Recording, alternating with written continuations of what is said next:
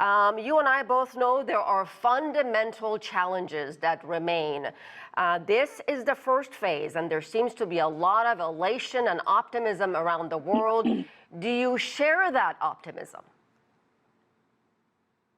The simple answer to that is no, but I share the sense of relief that perhaps what has been credibly and accurately, including by a UN Commission of Investigation, been described as a genocide, that this genocide will be halted, that the destruction will be halted. The Palestinians can look up in the sky and see sky, not drones, attack planes, and artillery, that the Israelis being held in Gaza will be released. That is a big thing. But the idea that this is going to move to a real Israeli withdrawal from Gaza, to Gaza being able to rebuild itself, to the end of Israel's war against the Palestinians, the end of occupation and apartheid, the end of provocations, displacements, theft of land in the West Bank, that is an awfully long journey which no one is talking about and which the Israeli government rejects and which the Trump administration really isn't leaning into. Any chance the Israeli cabinet, the vote, would not, they wouldn't pass this? No, and that tells you a story, actually. In fact, Asieh, the fact that none of the factions, including those who we've gotten to know a little bit, the Jewish power and religious Zionism factions of Ben Gvir and Smotrich, the fact that it seems they will not quit the government over this tells you that they have apparently received assurances from Netanyahu that Israel will stay in Gaza. This isn't the end. Israel will continue to do its worst in the West Bank, and that there will be no actual pathway to a Palestinian state. That doesn't mean that there is not significance in getting a ceasefire, but from getting a ceasefire to a ceasefire holding and then to transitioning to actually ending the structural violence of occupation, that is an awfully long journey. And I think it's in a way correct that there's a significant focus on Trump, because just as this is America's ceasefire, this was also America's war. This war could not have continued without American weapons, money, diplomatic, political, economic support for Israel.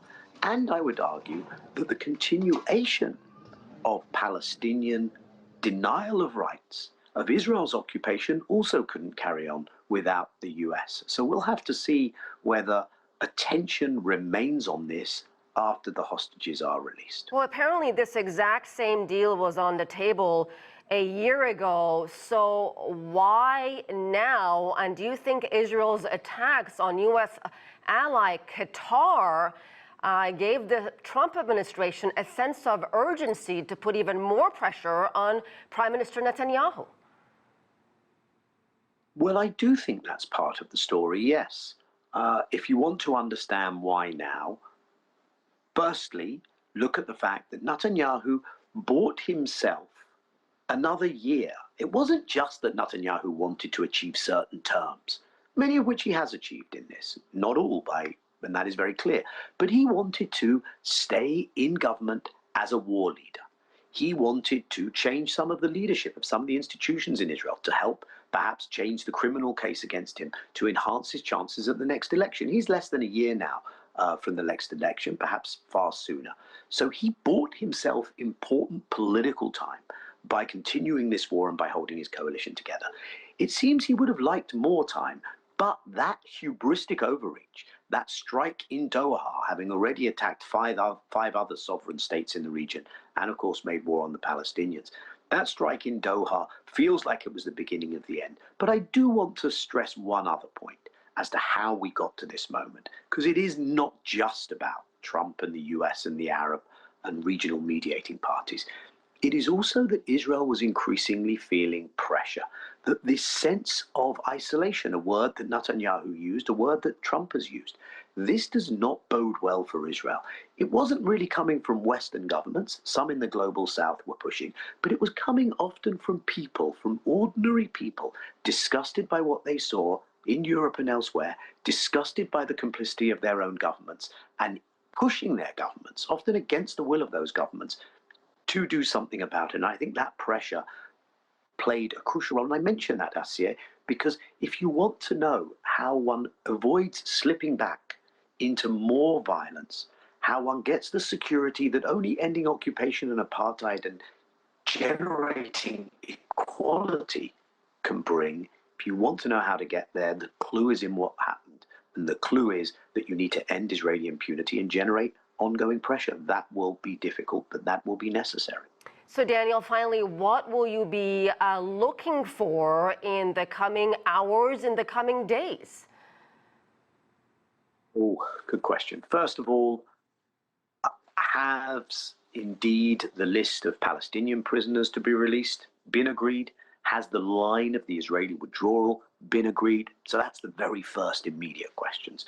Beyond that, will you get a team of serious high-level mediators who are making sure that Israel doesn't find an excuse to do what it's done on 2 other occasions already and break this ceasefire?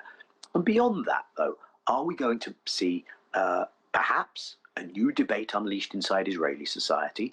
Are we going to see Palestinian politics go through its desperately needed renewal? You don't have a national Palestinian address that has the confidence of its people and can represent its people. So you need those things. And are we really going to see some kind of new imperial colonial governance structure imposed on Gaza as exists in that 20-point plan? I hope not. All right, an important conversation. We always appreciate your take on things, Daniel Levy. Thank you.